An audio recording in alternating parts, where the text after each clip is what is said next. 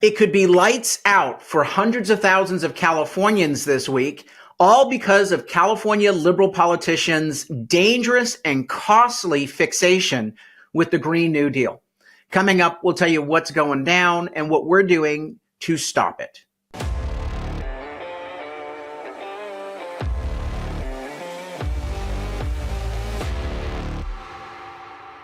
I'm Carl DeMaio, chairman of Reform California and a member of the California State Legislature, representing Assembly District 75 in Southern California. District 75 includes all of the north and eastern portions of San Diego County. And we have a lot of rural areas with a lot of forestry, a lot of dry land, a lot of communities that are at risk of wildland fire. On Friday, I received notice from San Diego Gas and Electric, along with a number of other legislators in the area, warning us that their weather modeling predicted Santa Ana winds for this week. And as a result, they were just putting elected officials on notice that they may have to cut off the power for hundreds of thousands of residents in our area. And this is not uncommon across the state.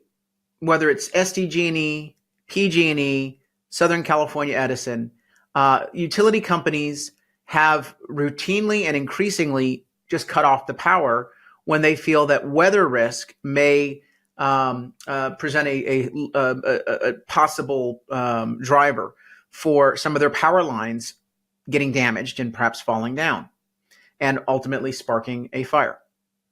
Now, I'm going to not want to get too complicated in this video about the nature of our fire problems in the state of California. I will cover them very briefly. We have a different podcast that goes into a deep dive on how climate change is not responsible for the increase in our wildland fire problems in our state. Let me repeat that. Climate change is not responsible for those issues.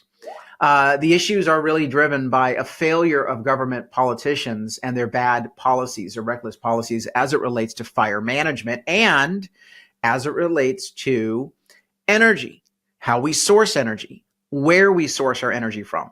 So I want to cover some of those issues, but here is the basic headline. And I want you to imagine you find out from the news that you could lose your power this week, and, heads up. You've got food in the fridge, and you may have medical problems that require electricity.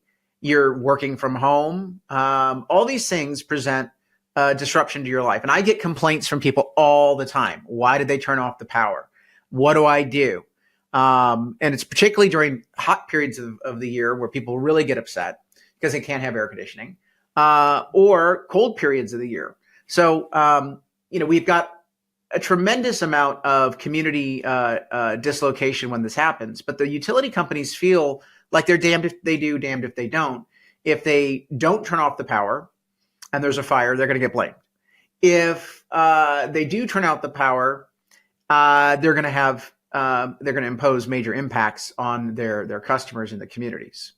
Here's CBS 8, a headline. More than 117,000 customers have been told they could lose power as a red flag warning takes effect Monday, 10 a.m.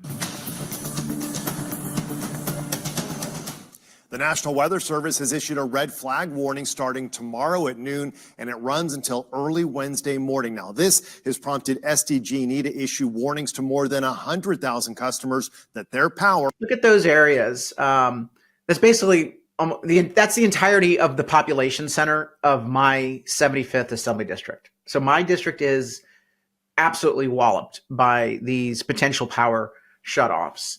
And this would be a considerable impact to those communities. Or could be turned off. What you see here is a live look at the SDG&E map showing the widespread area that could be affected. CBS 8's Elizabeth Sanchez in Valley Center, which is one of the areas listed. When a red flag warning is issued, fire departments are on alert, and so is SDG&E, because downed power lines and downed trees have been known to cause California's worst fires. But it also affects all of the people who depend on power in the area. At Porcino's restaurant in Valley Center, it's business as usual. And if the power gets shut off, business comes to a stop. We run everything off our computers here, so we have to charge people with our computers, whether it's cash or a card. We have online orders coming through all day, every day, so that gets cut off. During high winds, SDG&E encourages customers to be prepared for unplanned power outages. They're notifying the more than 115,000 in the at-risk communities from Alpine to Warner Springs. The winds, low humidity, and warm temperatures can be a dangerous mix. There has been instances in the past where some lines have caused fires. I believe this is a step into providing better public safety. Fires can also be sparked by people, especially in wooded areas. Captain Mike Cornett says 95% of wildfires are human caused. We want to make sure that we're not doing things that could create sparks in our backcountry, such as grinding, welding in dry grass. Even if you're towing a trailer, dragging a chain, all of those things can cause sparks, which then could create a wildland fire. And by the way, I don't disagree with the firefighter there. Don't be creating sparks in dry weather, but utility lines don't automatically create sparks. And yes, wind can put stress on lines, and they sometimes do fall. But statistics show that of the last 5 years of fires, less than 10% of them had anything to do with power lines. Less than 10%. I think that we're kind of focusing in on the wrong issue here. We need to fix our fire management policies in this state, figure out why we have a problem with catastrophic wildfires when they do get ignited, rather than saying, you know what, we're just going to shut off the power. That's like saying, you know, we have a problem with drunk drivers out there, so I'm not going to drive anymore because there's drunk drivers out there. Well, no, you deal with the drunk drivers. You don't deal with basic functioning of society. And that's what they're trying to do. Then instead of dealing with the root cause of the problems that they have created, their dysfunctional policies that created a much more risky brush area, the wildland urban interface, much more risky with a higher fuel load.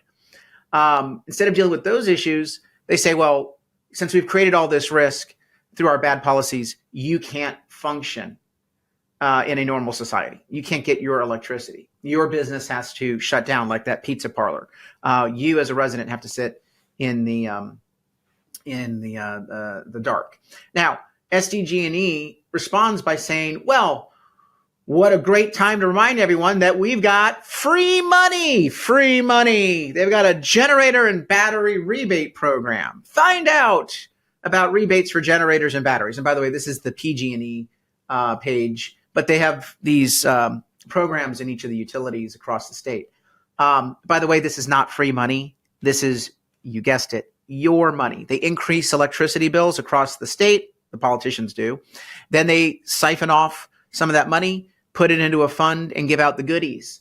And then they expect you to thank them. Oh, thank you for the free rebate for a expensive generator that instead of costing $10,000 is only going to cost me $9,000. Thank you so much for your generous $1,000. No, they cut off the power, tell you to go get an energy generator to fix the problem they imposed on you.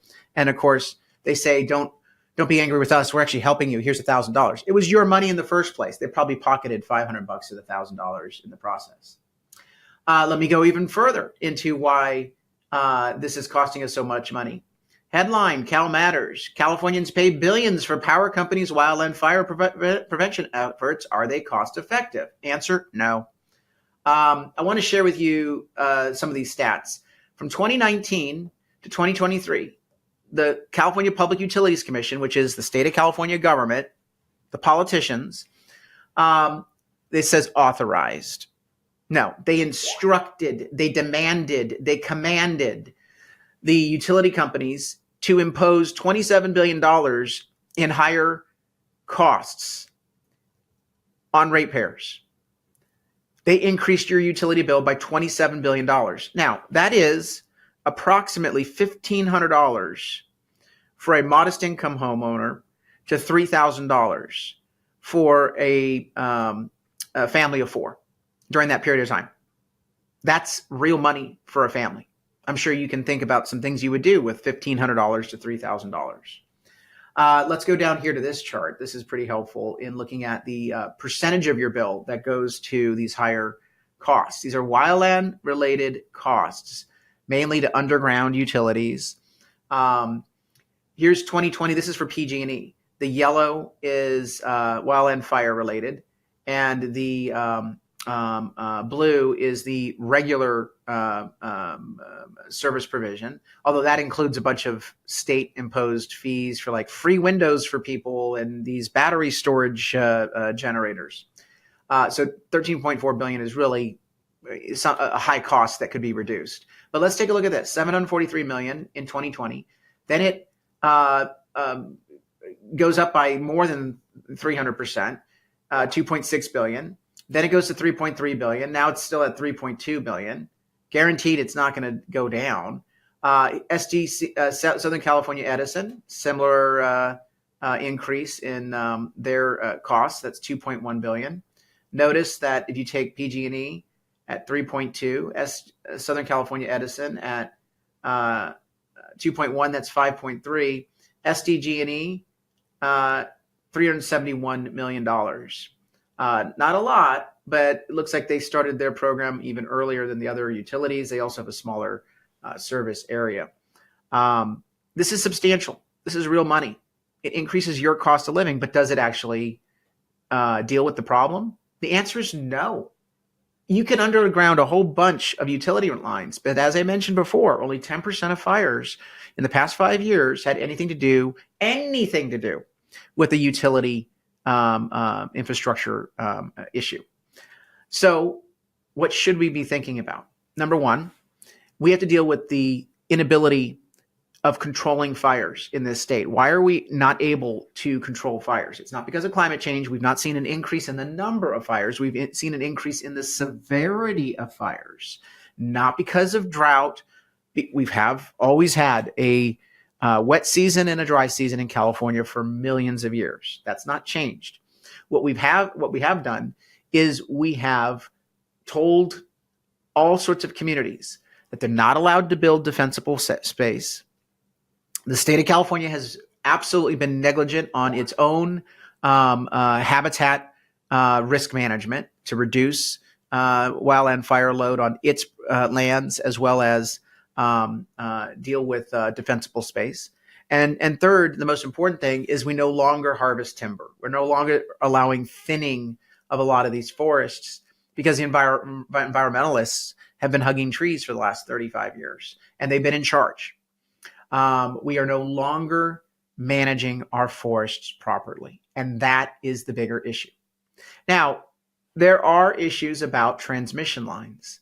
There's no doubt about it. I don't like it when the utility company says we need another set of transmission lines, and I ask why. We're more energy efficient than ever before. Why are you building more lines?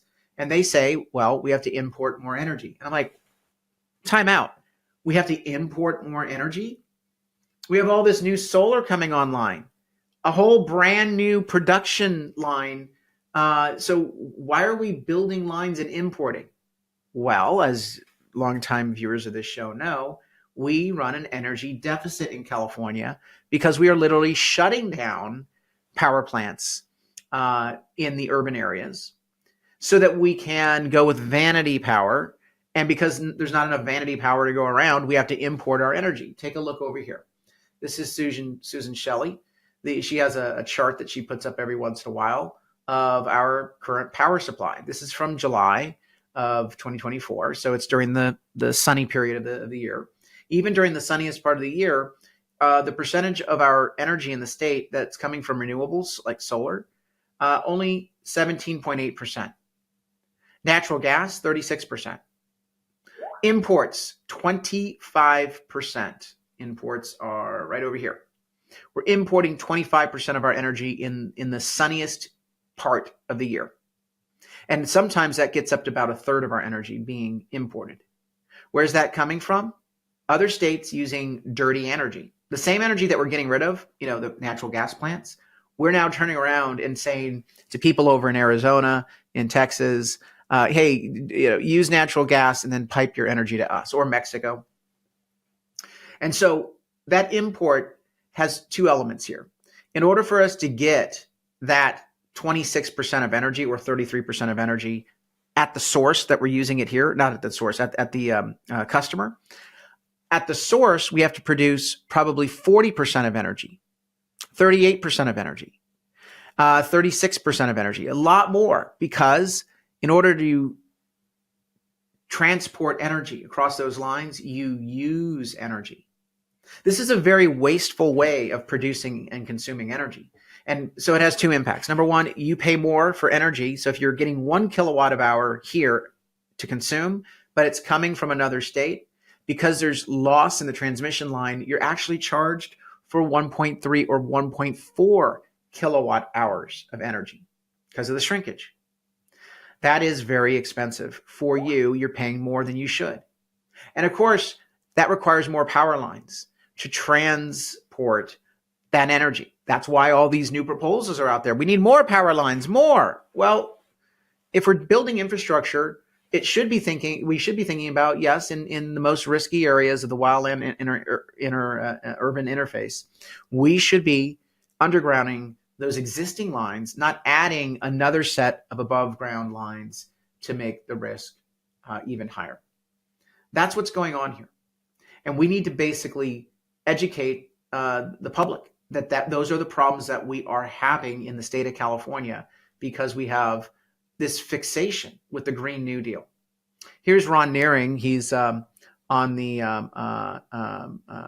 planning board in my district for the, I think not the Campo area, Pine Valley. I think he's on Pine Valley's planning board. Anyway, he pointed out, he says, what are the reasons why we're having wildland fire? As I mentioned earlier, unacceptable buildup of fuel accumulating on public lands. That's because we're not allowing the defensible space. We're not allowing thinning of forests.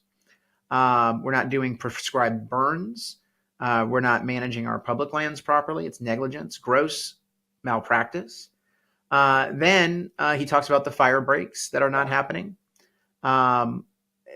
They always say we're protecting the environment, but I'll tell you, the worst thing that happens to the environment is a catastrophic wildland fire that burns and destroys basic habitat because of the intensity of the fire.